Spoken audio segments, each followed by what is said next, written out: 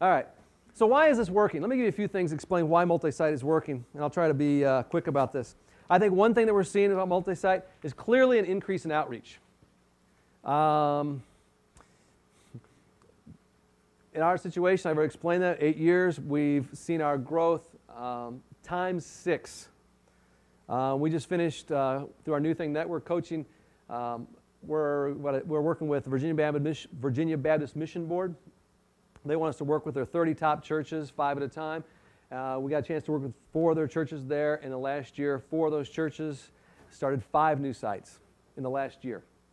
And I mean, it dramatically increased in their outreach. I think what also happens as it increased outreach, there's a shift in values that happen that are very much, I think, good news for the church and why a lot of leaders are attracted to this. What happens is it begins to sharpen your missional mindset. And I think that's happened for us as a church. I was driving down Ogden Avenue the other day with my daughter, okay? She's 16. We drove past an old Menards hardware store. It was closed up. We drive past it. She sees a box there. What's her reaction? That's exactly right. Goes, hey, couldn't we start a site there? That's my daughter. I'm not kidding. You just start seeing the whole world different. Everything just looks like a new place where you can start a church. All your staff, all your leaders begin thinking themselves as spiritual entrepreneurs.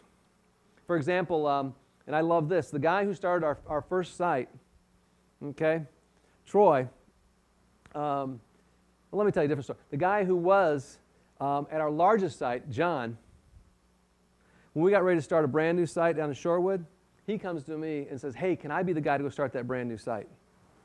Because the value isn't at the center, the value is on the edge.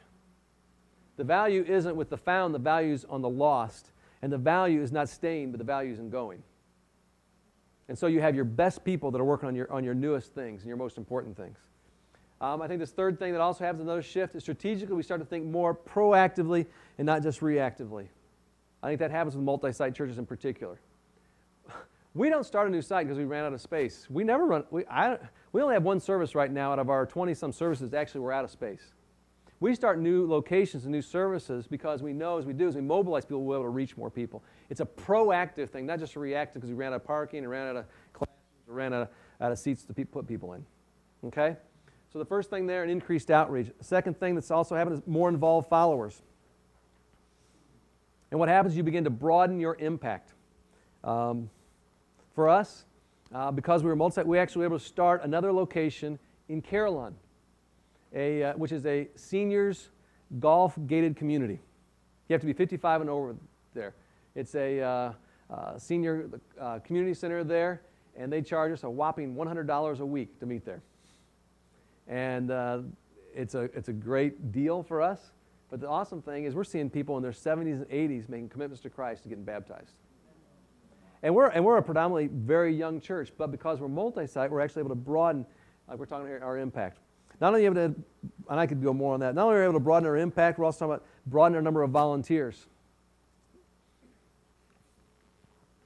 Every time we start a new site, we develop this tool. It's a glorified Excel spreadsheet. We call it a matrix. And we figured how many blanks there represent how many people we need to start that new location. We put that in front of people and say, all right, here's all the leaders we need for kids, for students, adults, and the arts, ministry teams. And we just say, we're going to be praying about this. And as you feel like God's calling you to go, we're going to put your name in there. And I'll tell you what, there's something about the vision and creating the opportunity that just calls more people into service. And it will broaden the number of volunteers you have. I'll tell you a third thing it also has done on this. It also will broaden your brand. This last location we just started 4 weeks ago in Yorkville, some good stuff happened. And we had people come to us and say this. This is why I'm kind of been listening for this for a while now. They said, it's about time you got here. It's about time you got here. And part of our dream is we want to develop a brand of church that's so compelling. A brand of church is so compelling that unchurched people, when we finally come to their community, will say, oh man, it's about time you finally got here. Does that make sense?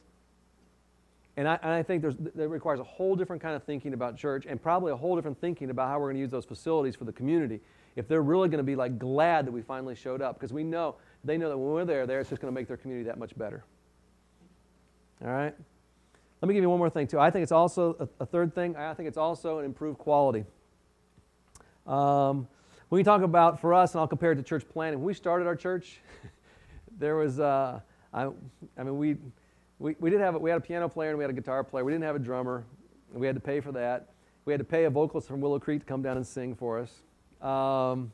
There's all kinds of things like that as far as the program. It just was not that good. By the time we started our second location, we reproduced everything. We had a full band, we had full video, we had a theater team, and we had 2 of them. And it was terrific.